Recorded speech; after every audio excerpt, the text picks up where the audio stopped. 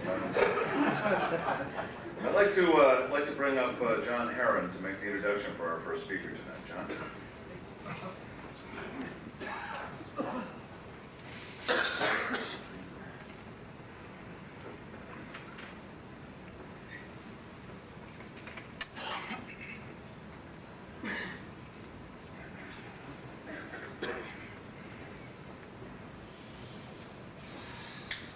Shortly before we launched the campaign into the Idrang, there was some shuffling of the company and of my company, and I lost a couple of officers and I gained a couple. And one of those was a young man by the name of Dennis Deal, who had been a very close friend and classmate from Ranger School, I believe, with Hank Harry, and a couple of other lieutenants that came in at the same time. Dennis Steele joined the company about 2 weeks before we went to the Idrang. He hardly knew any of his soldiers, but he had a good platoon sergeant. He had outstanding NCOs, some of which are here today. Beverly Adams, and Alvin Broadhurst. Danny Deal went into that battle and fought the fight of his life. And, was partially responsible for our making it through there. So without further ado, I'd like to introduce Danny Deal.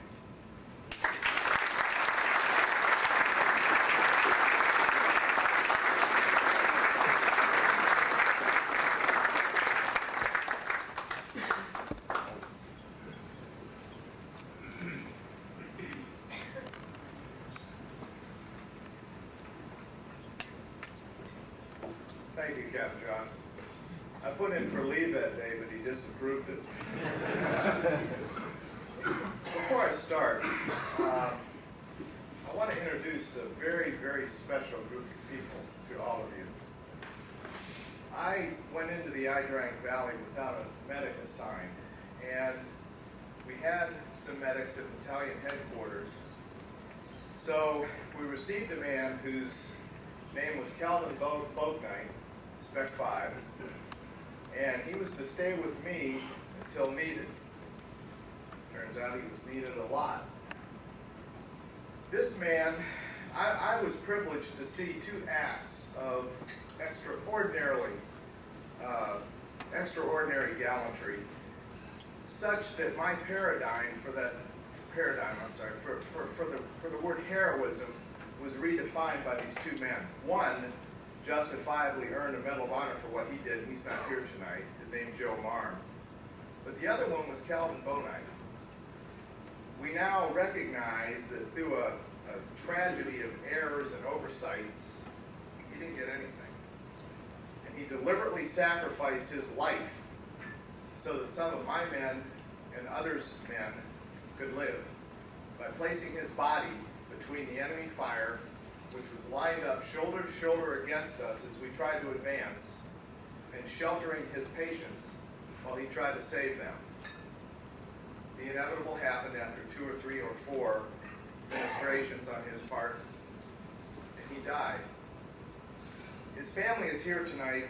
It's taken us 28 years to find him, and the irony is, the sadness also is, that they've lived 20 minutes from where we are right now the whole time. So I would like the Boatnight family to please stand for 28 years of long overdue recognition.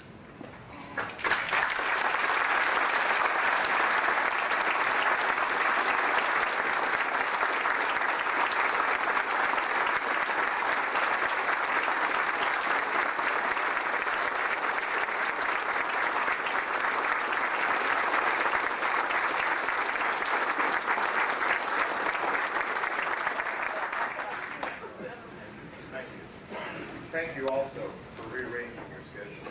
This is very meaningful for all of us. I don't know what to say. You know, I've been preceded by so many good speakers. What does a dumb Second Lieutenant Butterbarm have to say about anything?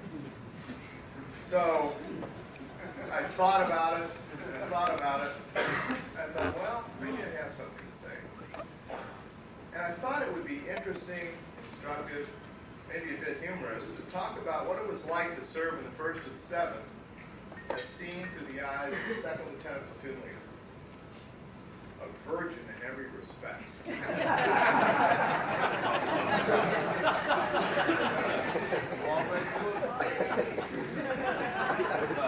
So, what was the average 2nd lieutenant like?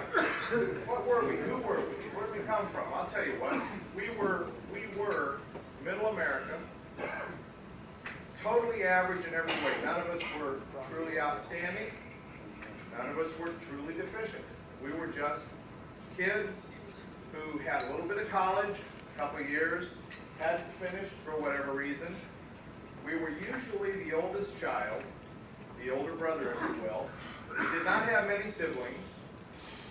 We normally drove our OCS vehicles, which were either MGs or Mustangs usually in those days. We're talking averages here. There were some exceptions. Some drove Buicks.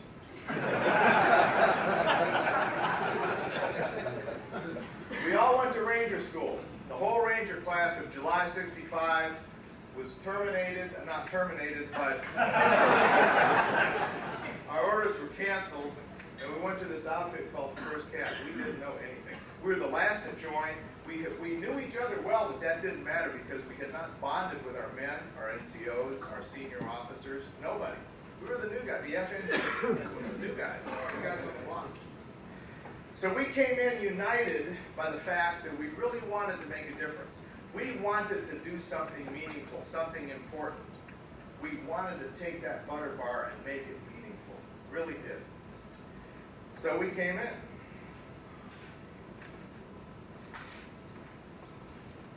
Colonel Moore, and I'm going to call him Colonel because that's really how I've known him most of the important part of my life.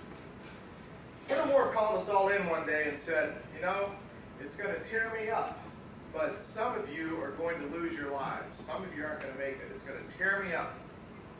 But we're going to have to drive on and press on and keep doing our job. So after this meeting, and nobody can give a motivational speech like the old man, but after this meeting, the first statement said to me by one of my second lieutenant, by one of your second lieutenant platoon leaders, was, "It ain't going to happen to me." And those words were uttered by Neil Kroger. On 14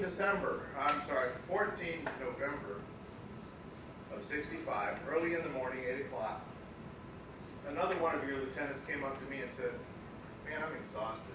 I am just utterly whipped. Been on an ambush patrol all night, no sleep. I cannot wait for sundown so I can get some rest."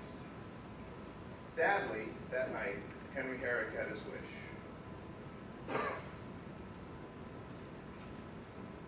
Maybe a personal anecdote here. We went to the Idrang, and we've all heard about that over and over again, but the home fires. Let's talk about some of the folks who left at home, who had to watch us command center stage while this was going on. My parents were watching what passed for the nightly news in those days. Sorry, Jack, wherever you are. But they were, and all of a sudden, you know, the 1st, the 7th, and all this other stuff comes up, and my dad says, "Holy mackerel," or words similar. "That's Denny's outfit." So from that point on, my dear sainted mother wanted to find out what I was doing, where I was, what time I was going to be home probably, some of these other things. And Colonel Moore did not hold mail call in X-ray. So I had no way of getting a message out to her and saying, "Mom, I'm okay." But Joe Marm, who grew up 12 miles away from me and who saved my life during the fight, his name and face picture were all over the Pittsburgh papers, Pittsburgh, Pennsylvania. So my mother, the motherly instinct, tracks this guy down, writes a letter. Here's Joe laying in Valley Forge. He's got an extra hole in his mouth he doesn't need. He's missing a few teeth. His jaw's wired together, and he answered my dear mother's letter. Now, Joe's never been a man for a whole lot of words. doesn't say much at all. So he wrote her back. Dear Mrs. Deal, your son and I have served in the Army for a few months. Period. We were together for a few hours on November 14th. Period. Last time I saw your son, here's kind of the kicker, he was still alive.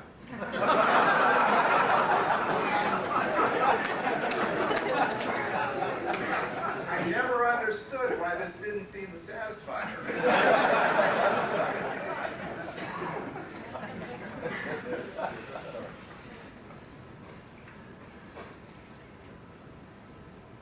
Well, when we went to Vietnam, we had an SOI, signal instructions, to kind of confuse the enemy on the radio who knew what we were saying anyway, probably. And it was, dime is an officer. A nickel is an NCO. A penny is an enlisted man. If somebody said, send me some change, they meant send a fire squad. Well, the Ai-Drang Valley profoundly affected and changed your lieutenants, America. It was still, after that, in our minds, dime, officer, nickel, NCO. No more pennies, folks. Gold pieces. We saw too many folks killed over there. Too many pennies were dead. There were gold pieces. And from that time on, I hate to say this, and we didn't say it, but it was assumed that we knew what we were thinking. From that time on, we started measuring personal success in terms of how many men we kept alive as opposed to how many nasties we killed. Don't get me wrong, we were still willing to go out and break things and kill people. But we just were not willing to spend another American life doing it. And of course, history's proven us right.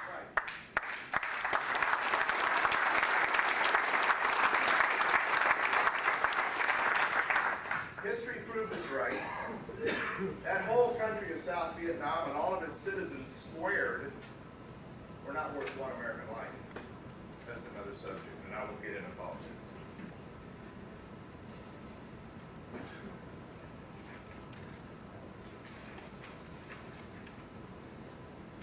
Well, we had to have some recreation, didn't we? And we did. We did make some serious attempts to negatively affect the beer supply in On Cay. We weren't there much, but when we were there, we gave it hell. And I'm sure some people felt the lessening of the beer supply when we walked in. Now, we built an officers' club. It was nice. It was on this rocky hill behind our bivouac area. We had to literally chisel it into this hill, literally chisel this step in this stone hill. And we lieutenants, you're lieutenants, America, we went up there and we drank our beer.